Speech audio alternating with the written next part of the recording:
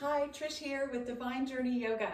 Welcome, and if you enjoy these videos, please just click like and subscribe, share them with your friends, leave me comments, which I am learning to respond to. Today, the 11 poses we are doing are safe for those who have an osteoporosis diagnosis. Please check out the 2 other videos of these same poses for those who just need to maintain or avoid bone loss. You can see the links in the description below. Let's get started with a quick standing warm-up. Swinging those hips. Let's take the arms up and over for that side stretch. And maybe a little twisting where we just take one hand and let it hit the opposite hip. Just kind of tap that hip. Yeah, let the knees follow you. Let the heels rise up. Very nice. And we will be using our chair for almost every pose at this level. This is the level of poses for those of us who already have osteoporosis and we are trying to maintain or even rebuild some bone. So they're going to be very doable. We're actually going to stay in them a little bit longer. We have a little bit more time. So I'm going to take my chair and just turn it facing me at one end of the mat. And I'm going to leave it there for my first pose. And I brought this pose up to the front of the beginning of this sequence because it just works because we're already standing. This is actually going to look like goddess pose. We're going to step our feet apart, but we don't have to go as wide.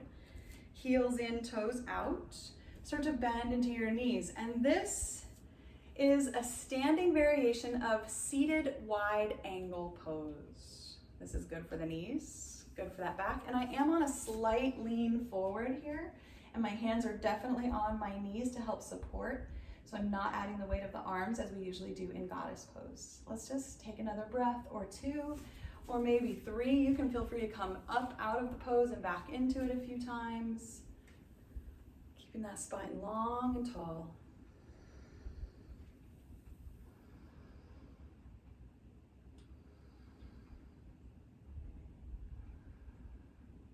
Let's just take one more breath. And gently rise up. You can really feel the muscles squeezing the bones in that pose. We're going to move into our half moon pose. So what I'd like to do is take a block and actually place it on the chair. So this is going to keep my shoulders quite high. I'm going to step away from the chair, turn one foot toward it, and this foot has to be adjusted according to your chair, your legs, your arms. I'm going to bend into that knee, put my hand on the block, other hand on my hip, and as I start to straighten the knee, the other leg just barely floats off the floor, and I can kind of bend up and down here. This is the pose. Hands are low, hips are low. Everything is breathing, standing, and you can feel that wobble in the foot, all those beautiful muscles getting used and awakened.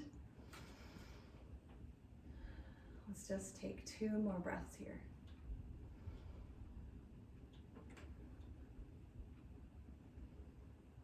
Bending the knee and dropping that back foot, rising up. Let's swing those hips. I'm actually going to take a little dip forward, stretching out the back. You can feel those muscles that got used on that side body. I'm going to swing my chair to the other end, replace that block. Setting up, toes toward the chair, figuring out that distance. Hand comes to the chair, other hand to the hip, open the hips up, straightening out that standing knee, but it has a little bendability.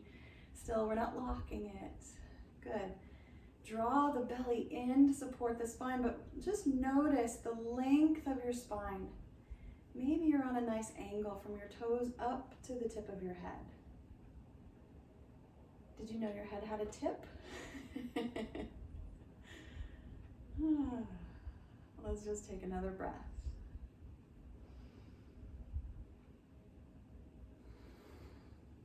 Slowly releasing and standing up. Good. And now the chair comes to the middle of the mat. Maybe it's against a wall or a bed, something that feels steady to you. I'm going to put a blanket on my chair just because it needs a little cushion. And we'll start sitting right up on the edge of that chair. Just plop right down, take a few side stretches, maybe a seated cat-cow really gently. We never want to do any full rounding in our back when we have osteoporosis. Okay, we're going to move into our extended side angle by just taking one knee and opening it off the side of the chair. And you might turn slightly. My blanket's helping me turn a little bit. You gotta stay up on the edge because we're going to take the other knee and drop it down and come up onto those little toes. Good. This is our lunge. Turn the heart toward that front knee, and then you can start to stretch out the back leg, and you can drop the heel to the floor. Toes pointing off that side edge. You can feel the opening across that hip. And then we bring the forearm down onto that thigh, elbow down there, other hand on the hip, or maybe it's going to reach back for the back of the chair.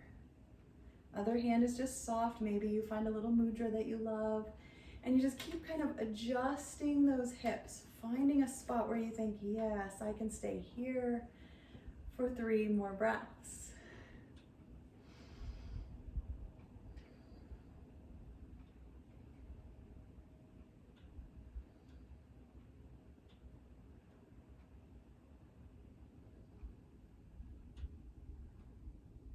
First, we release that back hand back to the hip and the other hand to the thigh as we push ourselves up and turn those knees forward again, kind of walking those feet around, moving the hips, the knees, making sure everything feels all right, tipping the tailbone a few times. Good. And we'll rock to the other side. So as you feel ready, the other leg goes wide. The foot is planted, pointing toward the top of the mat, and the other knee is going to drop down as we come to those toes. And maybe we'll start to reach it back and then drop the heel. All of those are optional. As you feel ready, the elbow starts to slowly come to the thigh. The other hand stays on the hip, shoulder leaning back, or you're reaching toward the back of the chair. And just settle in for about 5 breaths. Notice the use of your legs and keep adjusting into a little bit of muscle engagement. I love how this opens the front of that hip. That's a beautiful stretch. Try not to let the low back be too swayed. You want to pull that belly in gently.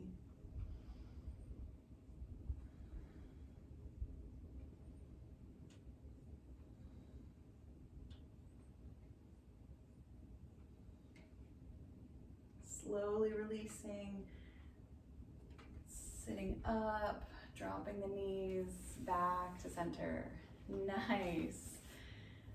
It's strange to think that that really strenuous pose can be almost restful. Not quite. All right, you ready for the lunge? Let's move into that. Now we're going to move back to that first side, opening the leg off the side of the chair again, dropping the knee. This time we're going to stay up on our toes. The heel is up in the air behind us.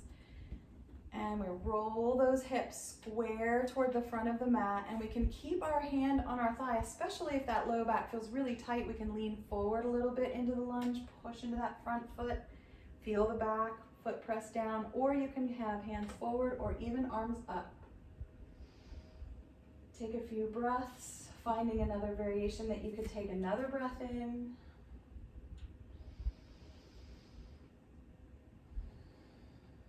If you're ready to come out, or see if you'd like to take one more breath. Slowly dropping that back knee as you bring the shoulders up and swing the knees forward again, rocking a little bit side to side. Very nice, and then roll to the other side. Opening the leg, dropping the knee, maybe reaching it back, toes curled under. You can kind of look down and adjust yourself. We want to square the hips forward. In our last pose, that front hip was open. So we're moving into a more forward-facing pose. Find your lunge. Pressing into the front foot, using the chair as support. Breathing deeply, stretching, and enjoying the shape.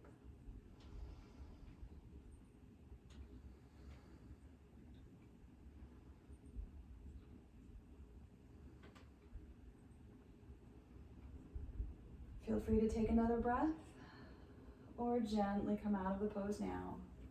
Coming back to that seated mountain, feet flat on the floor. We'll take a few pelvic tilts, not really a rounding in the back, just rocking the pelvis forward and back, and then maybe rocking it a little bit side to side. I'm actually just like sending my ribs over to one edge and then the other, and some hip circles. Good. We're gonna do our twisted lunge here. So I'm gonna be twisting toward the chair, so my back is gonna be to you. So what we're gonna do here is take a breath. Open the knee wide again, plant it on the floor, drop the other knee down, keep those toes curled under. You can actually slide off your chair, come onto your knee if you would prefer that. So we're squaring the hips forward first, and then I'm just gonna take one hand to the back of the chair, and then maybe the other arm just crosses over the thigh, or maybe both hands can reach for the chair. But for me, to do that twist right, I think I'm gonna have to slide to the back of my chair with my knee right over the edge. Now I'm in a good position for my twist. You can just kind of feel that, feeling the breath. And you might lean forward slightly to get that angle on the twist. Adjusting, noticing what are your feet doing? Is your spine lengthening rather than rounding in any way? Rising up as you turn forward and bring the other knee with you. Okay, so let's try that on the other side. Instead of getting into it the way we have for all the other poses, let's just go ahead and turn to the side so that and then slide back so that the knee curve is right over the edge of the chair. Now we'll drop the leg backward. Good, kind of be right on the edge of that chair. Breathing, squaring forward, and then maybe just one hand comes to the chair, maybe both hands. Lifting up, and then choosing when you're gonna lean into the diagonal of this twist. That really changes it. Feel the ball of that front foot pressing down. See if you can bring the heel to the ground too. It's hard work depending on the chair length. If you need it to be higher, you can always put more blankets. I'm sorry if the chair is too high, you might put a block under your foot. Let's just take another breath.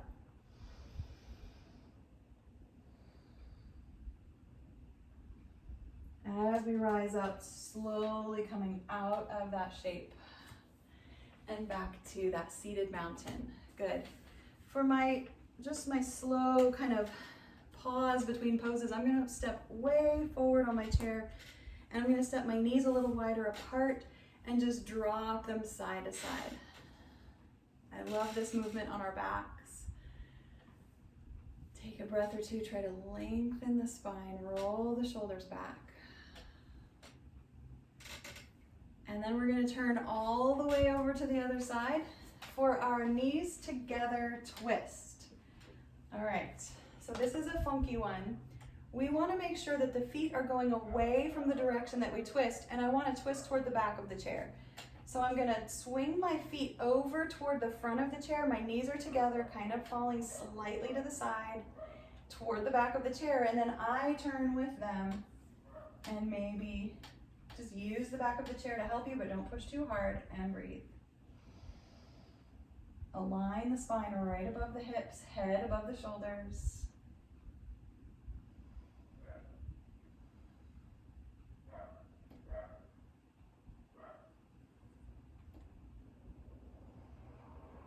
Coming slowly out of that shape. I like that twist, it's gentle.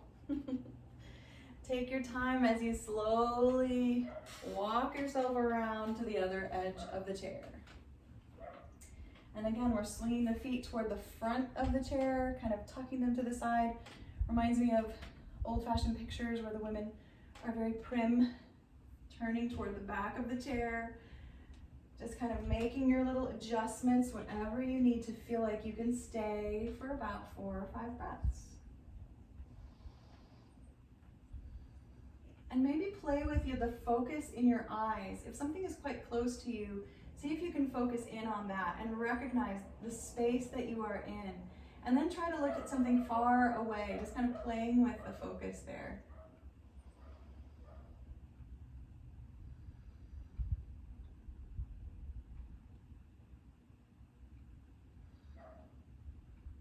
Gently turning out of the twist, coming back to our seated mountain, and rock a little side to side. I'm gonna take a block and put it right on the floor in front of me, just to try this. I think it's a great idea. For those of us who really need to stay off the floor because it just makes us curve our spine too much and we're protecting that low back, we're gonna put the toes on the balls of the feet on the block and then bring the soles of the feet together, knees apart. And I have to bring my block a little closer here, good. And you wanna have all of those different pressing angles again. We wanna press the feet together, slightly down, press the knees open, wide, lift the heart, but ground through the tailbone and take a breath. And you can tell there's work being done here.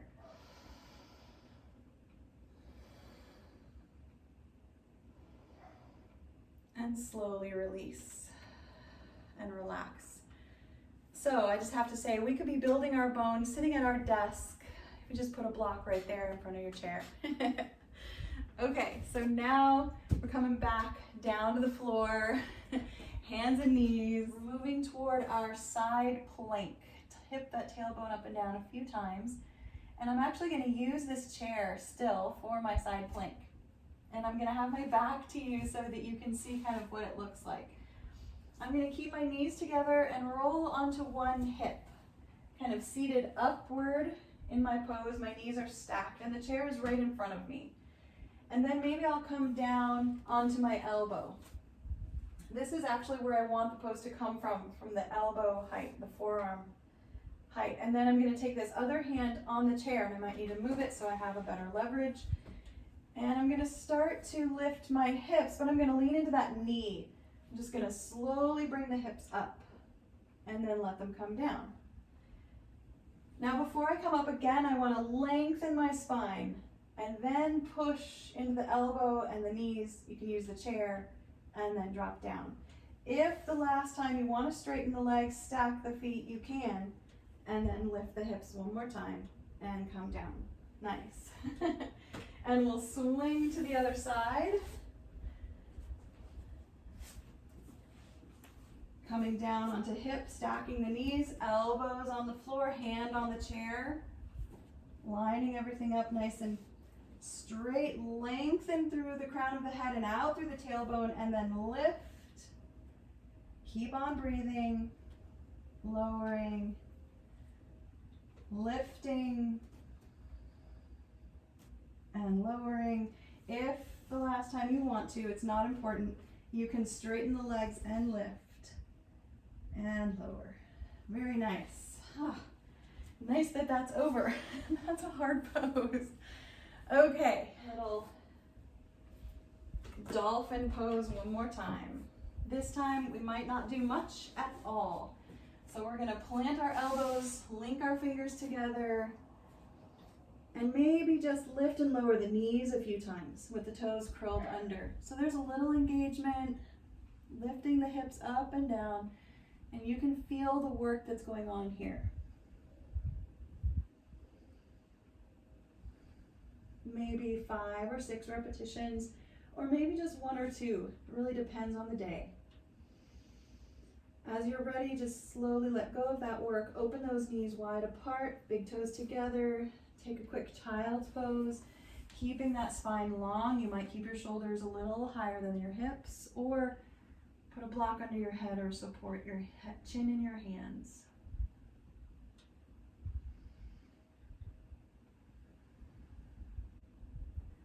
As you feel ready, we're just gonna slowly come back to table, shift the hips to the floor, roll the knees upward, and find our way onto our backs with a block within reach. As we lie back, we always want to make sure our spine is long, we're not rounding that low back, taking our time. And we're going to finish up our working poses here, just rocking the knees side to side. And remember, this is the place in the list where shoulder stand belongs, but I love that bridge is such a beautiful replacement for that. So I'm just going to lift my hips slowly and slide a block or a blanket up underneath it. Nice. Right up underneath that tailbone, and let the arms rest. If you wanted to, you could bend the elbows, point those fingers upwards, zip them together, little robot arms, and you could gently move the energy toward the floor through the backs of your arms. Slight rise in the chest with your hips still resting on the block. There is a gentle engagement here, using those bones and muscles as we breathe. And you might just do this for a couple breaths with the shoulder and arm engagement, and then you might just soften and let yourself settle into that block. See how you feel. We are moving into time for Shavasana. If you love where you are, please stay. You can also come off the block. Set it aside, let your hips rest on the ground, maybe the knees knocking together, or maybe the soles of the feet together, knees apart, or the legs straight out. And we'll just take 3 deep breaths here. With each exhale, get a little heavier.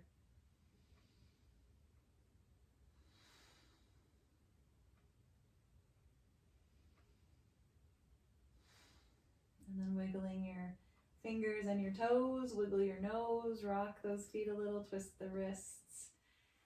Take your time, stepping foot by foot, rolling over and coming up to seated, where we close our practice together with our Namaste. Thank you so much for practicing with me. I hope these poses do you good.